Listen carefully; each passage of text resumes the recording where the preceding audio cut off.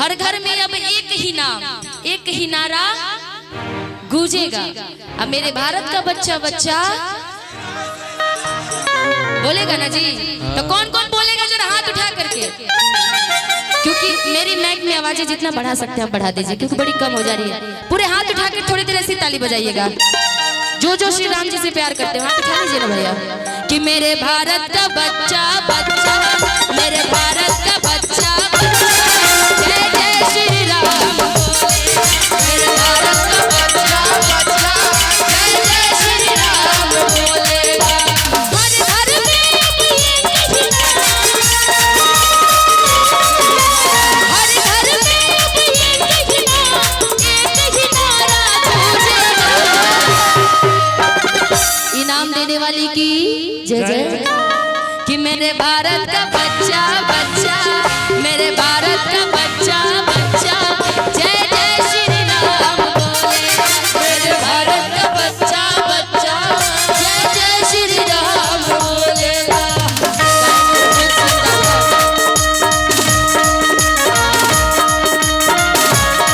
जय जय श्री राम। बताइए ताली बजाते हुए।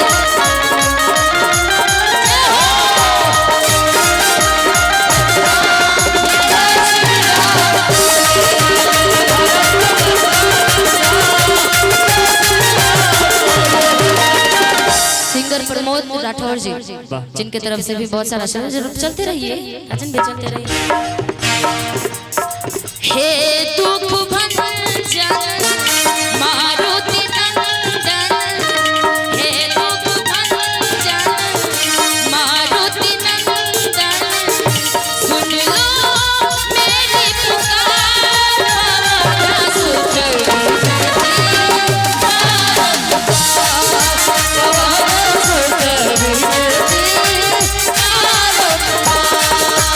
भारत का बच्चा बच्चा, जय जय श्री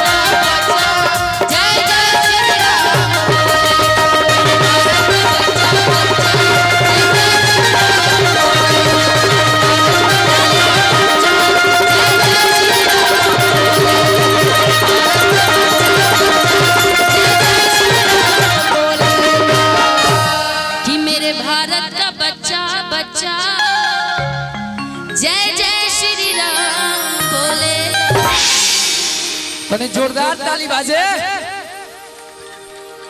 क्या बात है, क्या बात है। ये लोग पहले सुन रहे हैं उसके बाद ताली बजाते हैं ना जी। कि दुनिया रचने वाले को भगवान कहते हैं, कि ये सृष्टि रचने वाले को भगवान कहते हैं, कष्ट हरने वाले को हनुमान कहते हैं।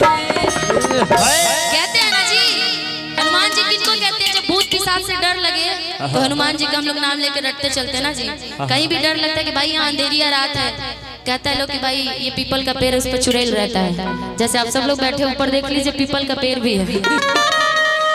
श्री राम जी बचा सकते हैं, हनुमान जी बचा सकते हैं ना जी। जो जहाँ है आप अपने दोस्त का हाथ पकड़ के रखिएगा, नहीं तो ऊपर से चुड़ैल उतरी तो फिर सीधा लेके चली जाएगी। कि दुनिया रचने वाले को भगवान कहते हैं, कि दुनिया रचने वाले को भगवान कहते हैं, कष्ट हरने वाले को हनुमान कहते हैं।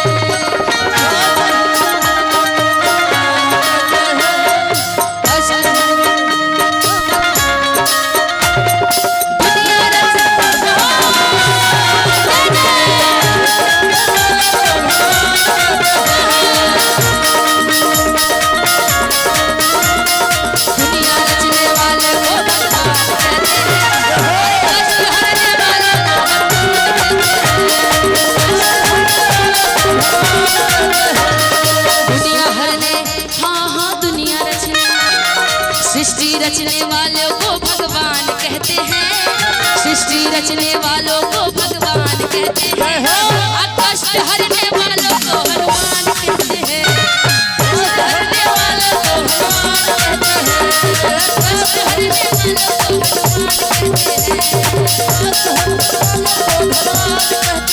श्री राम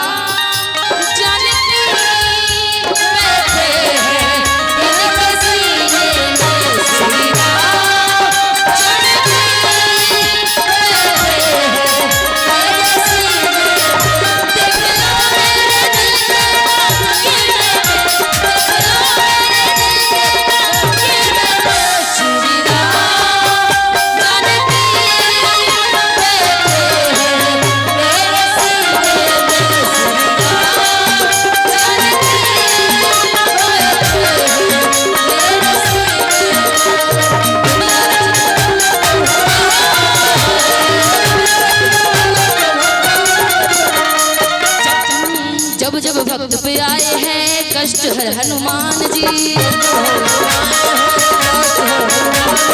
जब जब भक्त पे आए हैं कष्ट हनुमान जी। इकलौते हम हिंदू के तो वो ही है शान जी,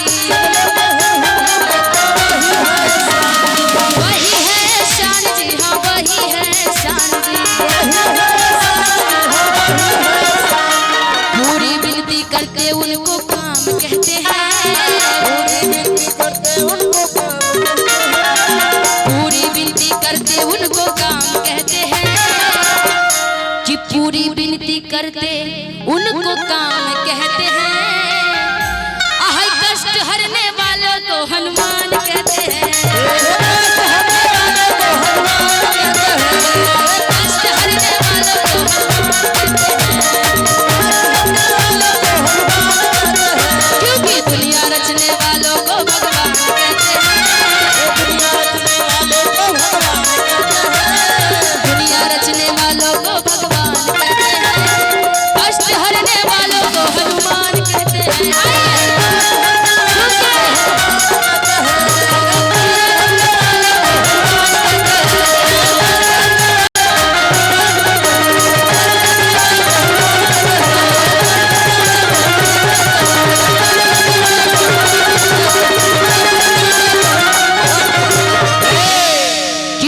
रचने वालों को भगवान कहते हैं, कष्ट हरने वालों को हनुमान कहते हैं। प्रेम से बोले श्री रामचंद्र भगवान की जय, महाबली हनुमान की जय हो। सारी शक्तियां हनुमान जी की आप सबके अंदर आए, आप सब लोग उन्हीं की तरह बलवान हो, यही कामना है। आगे लोकगीत की दौर।